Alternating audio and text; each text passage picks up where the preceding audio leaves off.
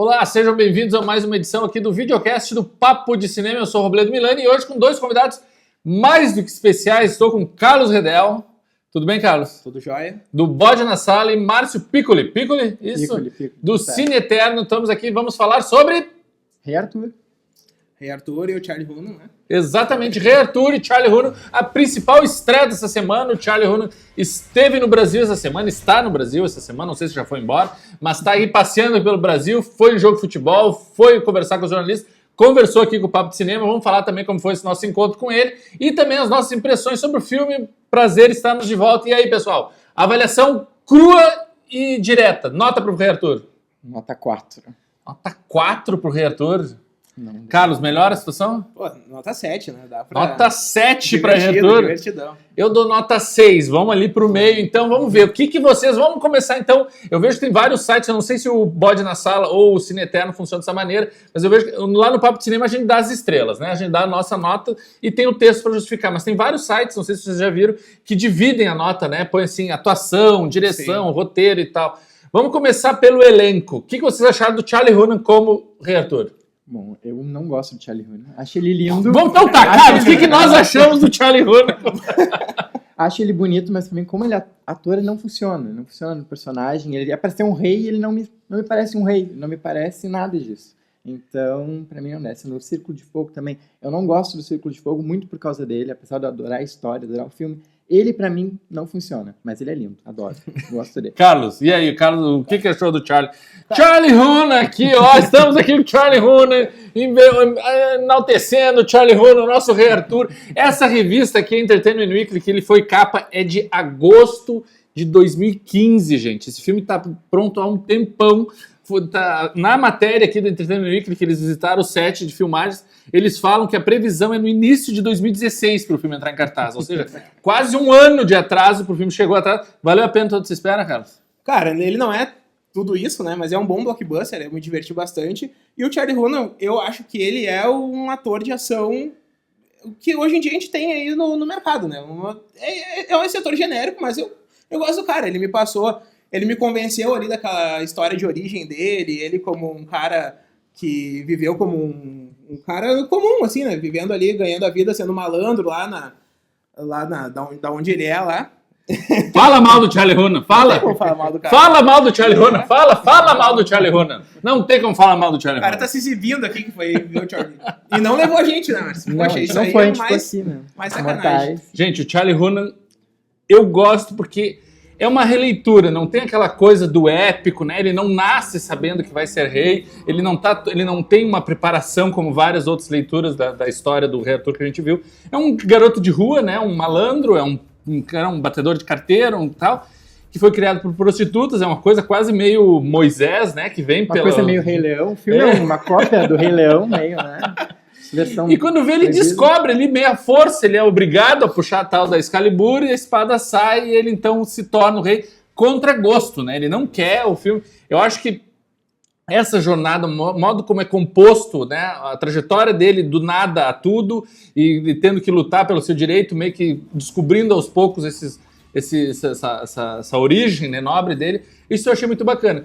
Mas concordo que o filme meio que exagera em algumas coisas, né? Não precisava aqueles elefantes. Pra que tanta cobra? Pra que aqueles Godzilla no final, aquelas coisas loucas? Aqueles bichos. Eu não gostei muito que ele é muito em cima dos efeitos especiais. Ele tenta dar uma grandiosidade muito acima do que... Gente, elefante em guerra a gente já viu no Senhor dos Anéis, né? 10 anos atrás, Sim, gente. chega. E um elefante colossal, né? Um senhor elefante. O senhor. E tanta cobra, gente. E assim, ó, é engraçado, nessa matéria de Determinismo que eu tava falando aqui, eles anunciam a menina lá, a maga, como o par romântico dele. Ainda bem que não foi. Nem existe isso no filme, não existe envolvimento amoroso nenhum. É justamente a história do rei, a formação e o finalzinho do filme, é que tem-se uma ideia ali da Távola Redonda, justamente pensando numa continuidade. Eu vi que vazou por vários lugares aí falando da possibilidade de uma franquia de 6 longas, né? Eu conversando lá com o Charlie Hunnam, a gente foi para São Paulo, bateu um papo lá com ele, ele disse que assinou para 3 filmes. E não sabe ainda se vão sair esses outros 2. Não pode acontecer, né? O filme estreou ali com 14,7 milhões no final de semana de estreia, e o filme custou 175 milhões. Nunca vai se pagar. E a Warner tá toda preocupada porque ela já teve fracasso no passado. Sim. Então, mais um fracasso E esse sabe ano. qual foi um dos maiores fracassos da Warner no ano passado? O Agente da Uncle, Ah, a gente tem do o Guy do Guy Ritchie. Ritchie também. Ah, então. Mas tem uma coisa que pode reverter esse quadro ainda, que o filme ainda não estreou, apesar a performance realmente nos Estados Unidos foi fraca, mas o filme ainda não estreou na Inglaterra e nem na China.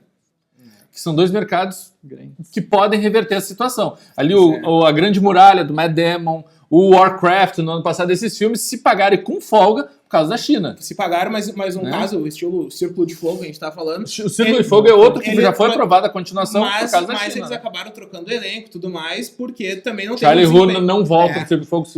O segundo filme certamente vai ser pior que o primeiro. Ou melhor, eles né? não... O desempenho de melhor. bilheteria, apesar de se pagar fora, dentro dos Estados Unidos conta muito ainda, né? Tanto que o Warcraft, eles querem fazer uma continuação, mas com atores asiáticos, né? Então, tipo, bilheteria dentro dos Estados Unidos conta muito, né? Então eu não tenho muita esperança pra ver uma continuação do Rei Arthur, hein? Eu não sei como é que liberaram tanto dinheiro pro Guy Ritchie. 175 milhões é muita grana. Megalomania. É que o Guy Ritchie, ele tem o bambambam dele. Ele consegue lá na hora chegar e falar, porque pra mim eu não acho ele um diretor maravilhoso. Ele tem um que Ele outro meio que filme se legal. repete, né? Eu acho que ele tem uns maneirismos que são bem identificáveis, né? Eu curto essa pegada mais pop dele ali. Aquela cena de perseguição nos becos, eu achei sensacional. As lutas com a Excalibur também, apesar de... Mas aquela coisa, tipo assim, tem um momento no filme que eles contam, nós temos lá falar com os senhores das grandes casas, e daí o Rei Arthur diz assim, mas eu já sei o que vai acontecer, porque o fulano vai dizer isso, vai dizer aquilo. Aquilo lá é exatamente o que acontece no Homem-Formiga, por exemplo. Sim. Né? Ou E seja, acontece 10 vezes no filme. Repete. Uma vez é legal. A partir da segunda, terceira, na quinta, eu já não quero mais. Já, tipo, coisa chata. Assim, eu acho que o grande problema, se há um grande problema no Rei Arthur, porque eu tô mais pro teu lado, eu acho que é competente, é divertido, envolve. O filme não é tão longo assim, são 2 horas certinho, então assim, não é tão sofrimento assim. Mas me parece muito um filme de sequência. Para no momento que parou, agora vai vir o próximo, vamos ver o que vai acontecer depois. Então falta um disclosure ali, um encerramento. Mas é um filme, assim, que pra mim o grande problema mesmo é o Guy Ritchie, essas repetições que tu tá falando. Eu concordo contigo nisso. Acho que se fosse um outro diretor, de repente, o trabalho do Charlie poderia... o Charlie Hunnam, gente. O Charlie não podia crescer mais e ter feito algo destacado. Esse lance do Guy Ritchie, desse frenético, né? Esse ritmo frenético do filme, é engraçado que às vezes tu tá ali naquela correria, o filme pegando ali, e aí tem que desenvolver personagem, né? Daí quando ele para pra ter um diálogo, tu sente assim, que, sabe, o fôlego tu dá uma recuperada assim, mas quebra, sabe? Eu acho, ele tem uma vontade de fazer com que o filme seja tão frenético o tempo inteiro que essas cenas essenciais que tem que ser separadas de desenvolvimento de personagem, elas não existem. Porque ele corta e vai rápido, tem que ser a próxima. Um grande problema disso é que o rei não vira rei do nada, porque ele tem um vilão, tem um inimigo no filme, que é o tio dele, que é o personagem interpretado pelo Jude Law. Como é que tá o Jude Law no filme?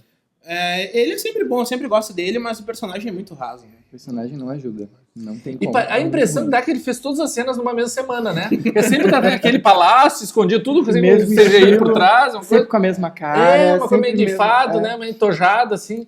Gente, eu já não gostei do Jude Law como o Watson. Pra mim, o Watson é um baixinho, carequinha, gordinho, não é Jude Law, gente. Vamos combinar. Então, o Sherlock Holmes lá, o Guy Ritchie tá maltratando o Jude Law, gente. Vamos melhorar aí, né? Mas o Rei Arthur... Eu gosto.